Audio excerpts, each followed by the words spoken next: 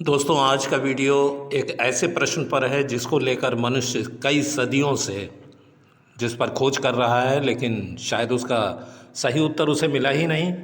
क्या समय होता है या नहीं होता? There is anything which we say time और देर इज़ नो टाइम।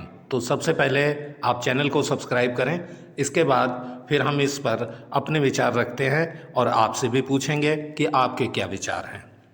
सबसे पहले दोस्तों, अपनी पृथ्वी को ले लेते हैं।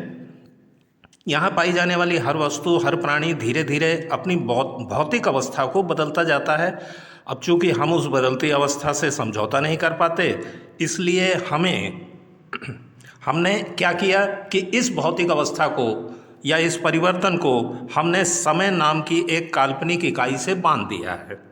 उसके लिए कुछ शब्द भी बना दिए, जैसे आयु का बढ़ना, पुराना होना, बूढ़ा होना, और उन घटनाओं का जो घटित हो चुकी हैं इतिहास नामक एक विषय भी बना दिया हमने।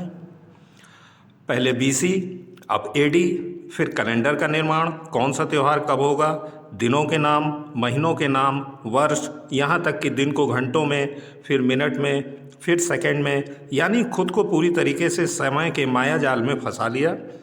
अपनी हर पुरानी घटना या आगे आने वाली घटना की तुलना हम समय से करने लगे।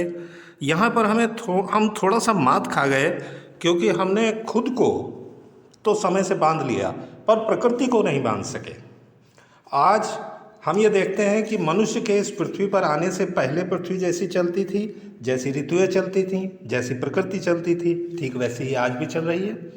हम तो केवल उसकी जटिलताओं को समय रूपी पैमाने से सुलझाने का प्रयास करते हैं। अगर ऐसा नहीं है तो हमसे ज़्यादा इस ग्रह पर अन्य प्राणी भी रहते हैं। वो अपने बनाए समय के हिसाब से नहीं, बल्कि प्रकृति के परिवर्तनों के हिसाब से चलते हैं। उनके लिए 1995 और 2023 में कोई फर्क नहीं है। वो केवल एक नियम को मानते हैं, और वो नियम है प्रकृति का शाश्वत नियम।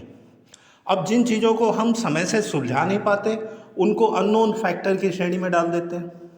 असल में हमको पास्ट की घटनाओं को सुनने, पढ़ने और भविष्य की कल्पनाओं को सोचने में बड़ा आनंद आता है।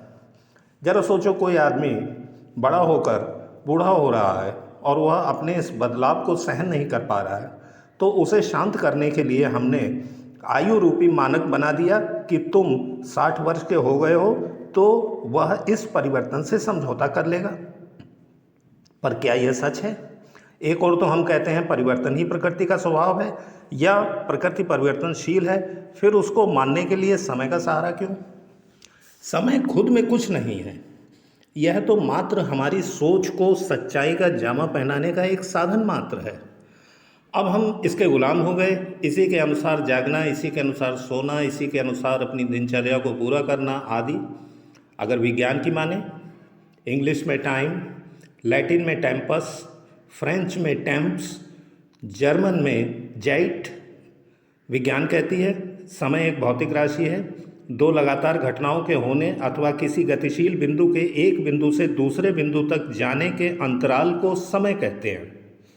कुल मिलाकर विज्ञान की बहुत सी राशियाँ समय पर आधारित हैं, जैसे गति, कार्य, ऊर्जा, गुरुत्वाकर्षण आदि। यानी आधे से ज़्यादा साइंस समय पर आधारित। बाकी सभी भौतिक राशियाँ में हमें भौतिक प्रमाण मिलते हैं, पर समय के साथ ऐसा नहीं है। मानक तो है, पर मात्रा का प्रमाण नहीं है।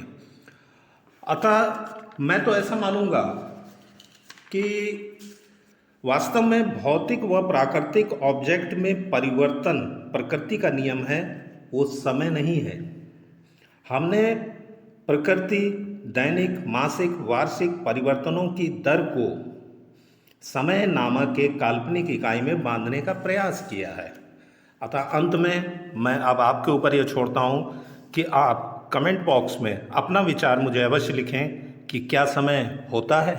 दोस्तों, अगला वीडियो एक बहुत ही रोचक विषय पर है, इसीलिए मैं आपसे बार बार कह रहा हूँ कि मेरे चैनल को आप सब्सक्राइब कर लें।